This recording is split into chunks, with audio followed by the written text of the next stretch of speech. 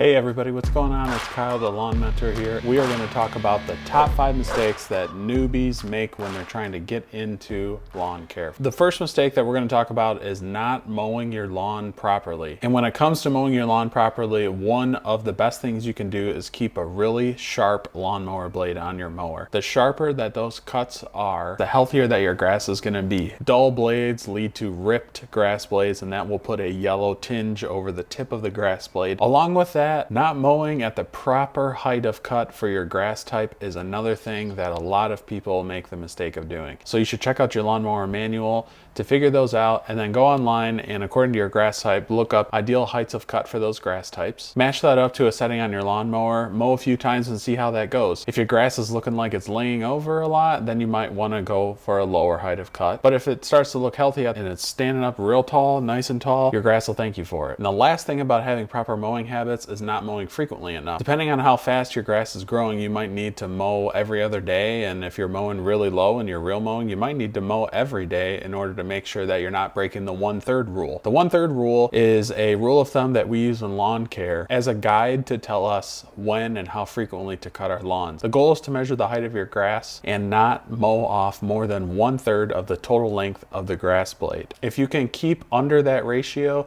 and mow under 1/3, then you'll have a healthier lawn because you won't be putting your lawn under so much stress when you're hacking it down over and over and over again. One of the second biggest mistakes that we see is people do not water their lawns properly. Water is something that our lawns absolutely need. There is no ifs, ands, buts about it. Photosynthesis is required for plant health, and water is required for photosynthesis. When folks are not watering their lawns properly, they usually don't know how much water they're putting down on a weekly basis, and they haven't done what we like to call the tuna can challenge. And that's basically just taking a measurement of the volume of water that your sprinklers are putting out over a given amount of time. I have a video on my channel dedicated to showing you how to do that, so if you'd like to check it out, I'll link it down below. Also, when it comes to watering, not a lot of folk take into account their weather condition. If it's springtime and we're getting a lot of rain from Mother Nature, you might not need to run your sprinkler system as much. But if it's summertime and it's super dry out, you might need to run it a little extra. So having done a tuna can challenge and understanding how much water your sprinklers are capable of putting out over a given amount of time is absolutely key to making sure that you water your lawn properly, and also making sure that you're watering your lawn deep and infrequent, which means you don't water a little bit every day, but instead you water maybe once, twice, or even 3 times a week to get your total amount of water that you need to get down on the lawn. Usually we want to shoot for somewhere between 1 and 2 inches of water to go down on the lawn every week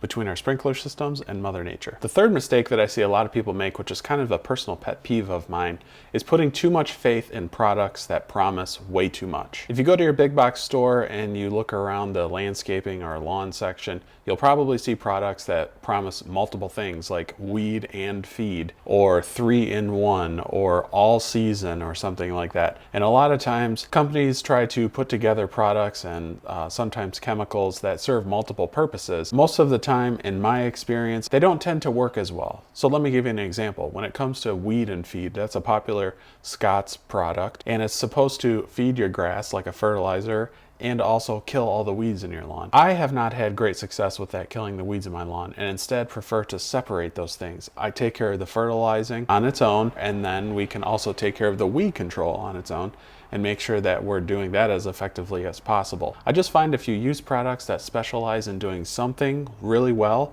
versus one product that does a couple things not so well, you'll thank yourself in the long run because it'll be less effort. On the topic of fertilizer, the fourth mistake that I see a lot of people make is applying fertilizer or products to their lawn without having a soil test. If we don't understand what's in our soil and we don't understand what our grass is going to need, then we might put products on our lawn that give us a temporary benefit but won't produce a healthy lawn and a good looking lawn in the long run. If we spend the money up front to conduct a soil test, figure out what's in our soil, and then we apply the product that match up to the deficiencies in our soil, the grass will respond much better than just throwing down a generalized fertilizer and expecting to get the most green lawn on the block. You may end up wasting money down the road applying products that your lawn really doesn't need. And I don't know about you, but I would love to save a couple bucks when it comes to lawn care. And on top of that, if you're giving your grass exactly what it needs, you'll get the results that you want faster. If you're just getting into lawn care, spend the money up front and take the time to do a soil test so that you can get matched up with fertilizers that really will have the greatest impact on your lawn. Final mistake